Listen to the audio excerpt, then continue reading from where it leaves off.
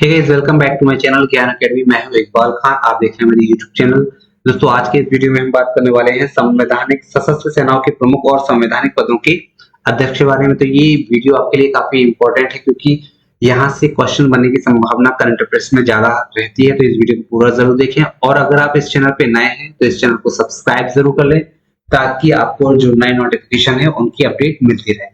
तो सबसे पहले हम बात करते हैं वर्तमान थल सेनाध्यक्ष की। तो वर्तमान थल सेनाध्यक्ष कौन है? तो इसका जो राइट आंसर हो जाएगा उपेंद्र द्विवेदी, जो कि 30वें क्रम के थल सेनाध्यक्ष है।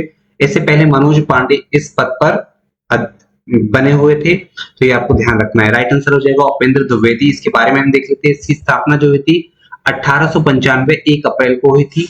30वें क्रम के थल सेना अध्यक्ष उपेंद्र द्विवेदी। मुख्यालय इसका नई दिल्ली में है। आदर्श वाक्य जो है वो सर्विस बिफोर सेल्फ है, स्वपूर्व सेवा।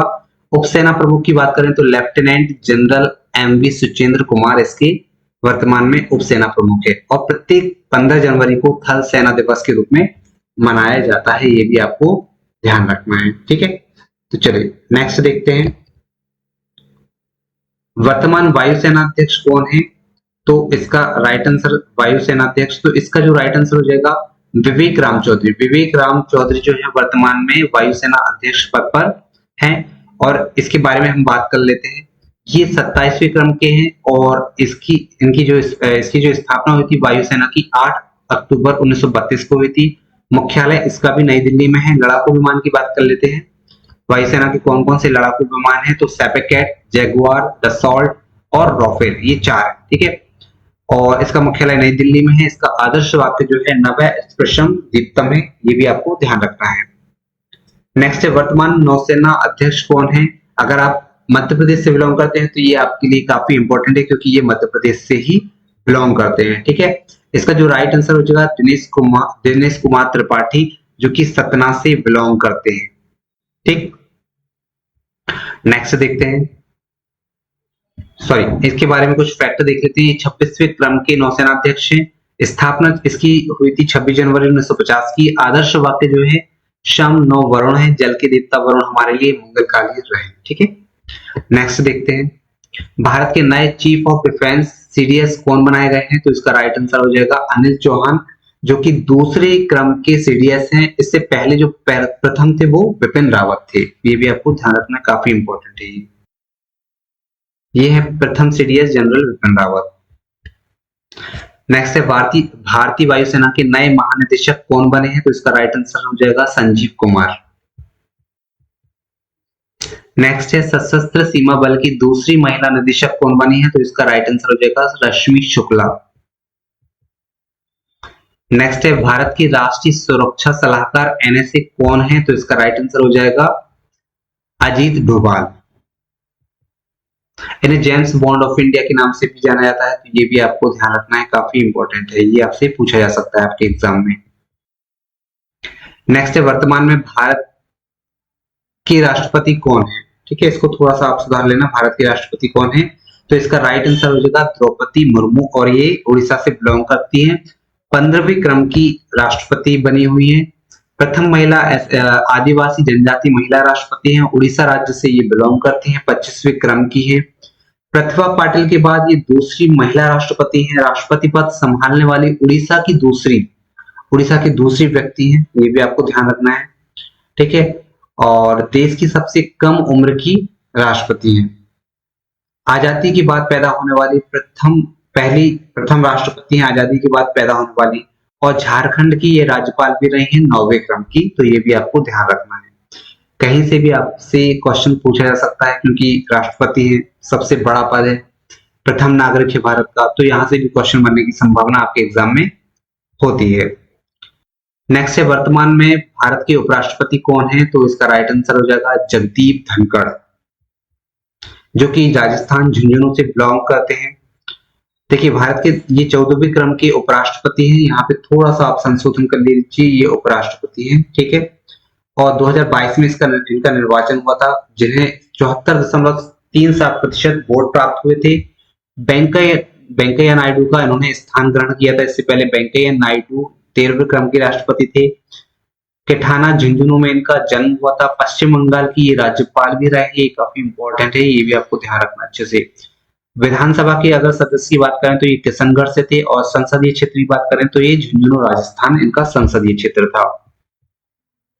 नेक्स्ट है वर्तमान में भारत के प्रधानमंत्री कौन है, तो नरेंद्र मोदी जो कि लगातार तीसरी बार भारत के प्रधानमंत्री बने हैं, ठीक है। और स्वतंत्र भारत में जन्मे प्रथम प्रधानमंत्री भी यही है। तीसरी बार लगातार, प्रथम बार 2014 में ये प्रधानमंत्री बने हुए थे। 2001 से 14 के बीच में ये गुजरात के मुख्यमंत्री रहे। इनसे पहले मनमोहन सिंह भारत के प्रधानमंत्री थे। स्वतंत्र भारत में जन्मे प्रथम प्रधानमंत्री हैं। इनका संसदीय क्षेत्र वाराणसी उत्तर प्रदेश है, और इनका जन्म जो हुआ था वो बड़नगर गुजरात में हुआ था। नेक्स्ट है वर्तमान मुख्य चुनाव आयुक्त, तो इसका जो राइट आंसर हो जाएगा राजीव कुमार वर्तमान मुख्य चुनाव आयुक्त थे। और इनके साथ 2 सदस्य भी होते हैं, ये भी आपको ध्यान रखना है, ठीक है। मतलब 1+2 का रेशियो होता है, एक अध्यक्ष और 2 सदस्य, ठीक है। इनकी जो न्यूनतम आयु जो होती है 65 वर्ष तक, और 6 वर्ष जो भी पहले हो, और इनकी जो नियुक्ति होती है वो राष्ट्रपति के द्वारा होती है, ये भी आपको ध्यान रखना है, ठीक है। इनका क्रम जान लेते हैं, तो ये 25वें क्रम के मुख्य चुनाव आयुक्त हैं। और भारतीय निर्वाचन आयोग जो है वो एक स्वायत्त और संवैधानिक संस्था है, और ये संघ और राज्य में निर्वाचन प्रक्रियाओं का संचालन करती है। इसका गठन जो हुआ था वो 25 जनवरी 1950 को हुआ था। यह निकाय जो है लोकसभा, राज्यसभा, राज्य विधान की विधानसभाओं, देश में राष्ट्रपति और उपराष्ट्रपति के लिए निर्वाचन का कार्य करती है। पहले मुख्य चुनाव आयुक्त जो थे वो सुकुमार सेन थे, और प्रथम महिला जो थी वो BS रमा देवी थी, जो 1990 से 1990 तक पहली महिला आयुक्त रही है, मुख्य आयुक्त रही है। तो ये आपको ध्यान रखना काफी इंपॉर्टेंट है। नेक्स्ट है भारत के वर्तमान मुख्य न्यायाधीश कौन है वर्तमान में, तो इसका राइट आंसर हो जाएगा चंद्रचूड़, जो कि काफी लंबे समय से न्यायाधीश बने हुए हैं। 50वें क्रम के हैं ये भी आपको ध्यान रखना है। 1950 में सुप्रीम कोर्ट की स्थापना हुई, और अगर हम इनकी बात करें तो ये 65 वर्ष या 6 वर्ष की आयु तक जो भी इससे पहले हो वो अपने पद पर बने रह सकते हैं। और इनके जन्म की बात करें तो ये इनका जन्म जो हुआ था बॉम्बे महाराष्ट्र, जहाँ पे ज्यादातर लोग कलाकार बनने की सोचते हैं, इन्होंने न्यायाधीश बनने की सोची, क्योंकि इनके पिताजी भी न्यायाधीश थे। नेक्स्ट है भारत की वर्तमान महान्यायवादी कौन बने हैं, तो इसका राइट आंसर हो जाएगा R वेंकटरमणी। इन्हें अटॉर्नी जनरल ऑफ इंडिया भी कहते हैं, और ये मंत्रिपरिषद का एक अंग है ये, ठीक है। मंत्रिपरिषद का एक अंग है, काफी इंपॉर्टेंट है